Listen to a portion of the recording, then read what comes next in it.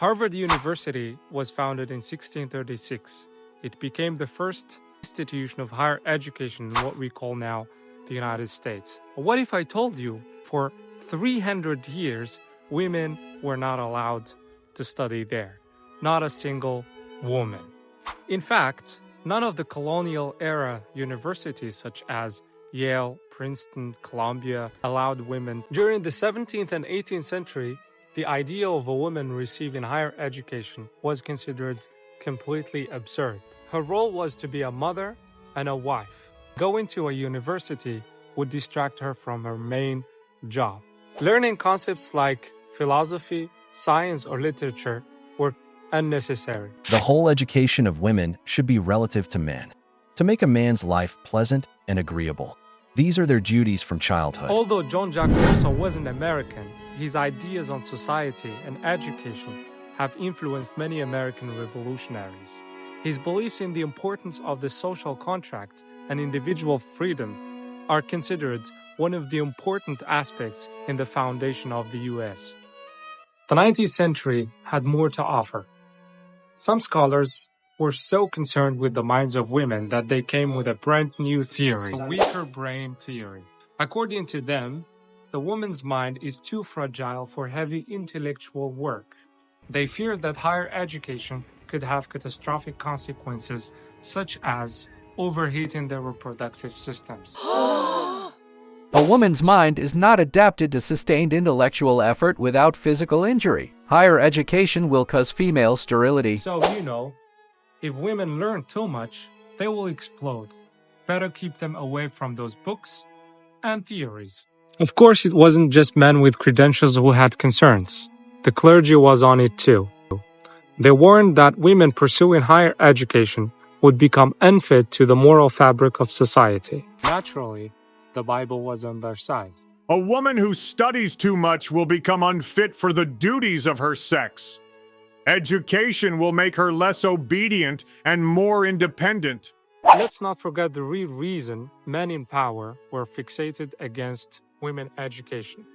They feared it would lead to political and social change. After all, women would be exposed to ideas about voting, working, and participating in society. The prevailing conception of higher education is too heroic for women. Their purpose in life is not to battle in the fields of competition, but to rear families. According to Charles, women should stick to their heroic work of raising children and building a family, not becoming doctors, lawyers, or political leaders. There you have it. A brilliant blend of pseudoscience, religious caution, and political fear kept women from higher education for centuries. But this had to stop. In 1790, Judith Sargent Murray took a bold step. She published an essay on the equality of the sexes. She argued that women's perceived inferiority was due to lack of education, not lack of intelligence. Her ideas directly challenged the belief that women didn't belong in universities. Then came Emma Willard, an activist who devoted her life to education. In 1819, she launched the first petition to the New York legislature for women's education. At first, this petition was rejected, but her efforts and advocacy led to the foundation of the Troy Female Seminary, one of the first schools to offer advanced education for women in 1821. In 1837, Oberlin College took a radical step. It became the first co-educational college in the U.S. Women were admitted alongside men, but their experience wasn't equal. They were required to serve meals for male students and clean their dormitories. This still was a huge step forward, proving that women could thrive in a rigorous academic setting. At the same time, women colleges began to emerge. In 1836, Wesleyan College was founded. Vassar, Smith, and Barnard followed.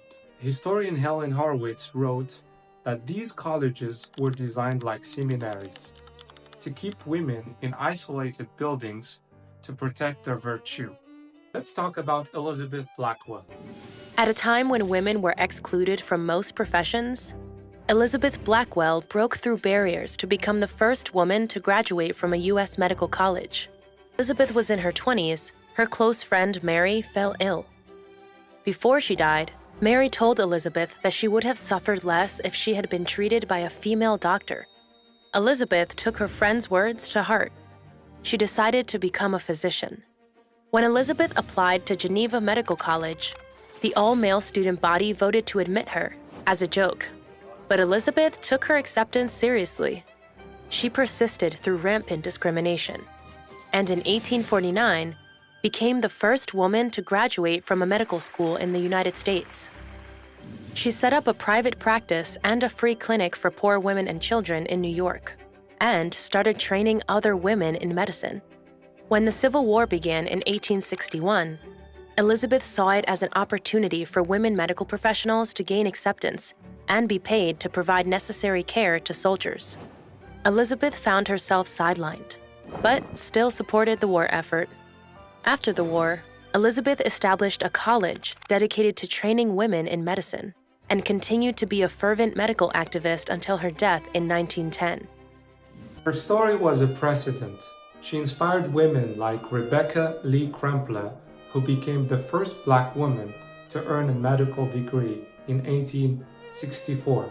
In 1879, a group of progressive women led by Elizabeth Cary Agassiz formed the Harvard Annex to provide women access to Harvard-level education. The Annex offered courses taught by Harvard professors, but the women were not officially Harvard students and did not receive Harvard degrees. In 1894, the Annex was renamed Radcliffe College. Women were allowed to attend Harvard lectures alongside men, but they remained separate in administration and campus life. Until the 1943, Radcliffe women were given Harvard diplomas for the first time, though Radcliffe College remained distinct. In 1963, Harvard and Radcliffe began merging administrative offices, and women were gradually integrated into Harvard classes. And finally, in 1977, Harvard and Radcliffe agreed that all female undergraduate students would officially become Harvard students.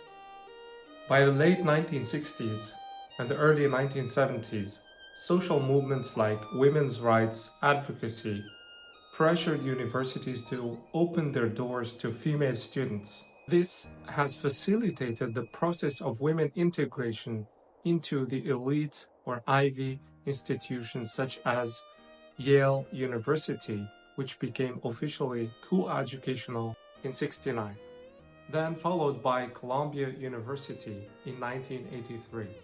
In the 1970s, the women's movement was in full swing. Women began to take charge of their bodies and their lives. Many younger women in particular felt this was the beginning of a new era, one that would usher in opportunities for personal and professional growth. One of the things that's really important to realize is how active women were indirectly in politics throughout the late 19th century and early 20th century, and the extent to which women especially were involved in creating the educational and social welfare infrastructure of America. The impact of the women's movement and the civil rights movement, that changes dramatically. The applications from women to go to medical school accelerate by 400 or 500% within 5 years. So that from 5% in 1970, you go up to entering classes of 45% in 1990.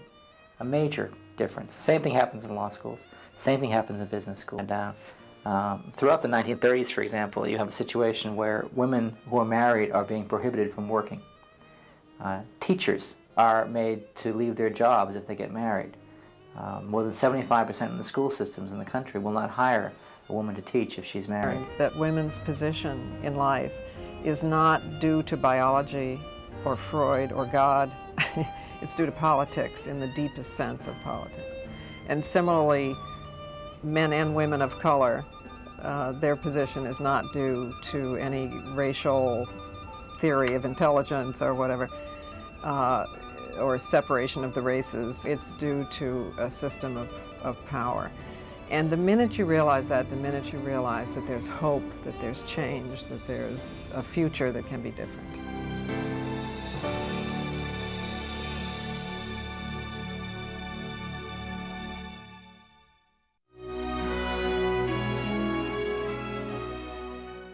I'm here for a little time only. Then my place will be filled. The fight must not cease. You must see that it does not stop. Failure is impossible.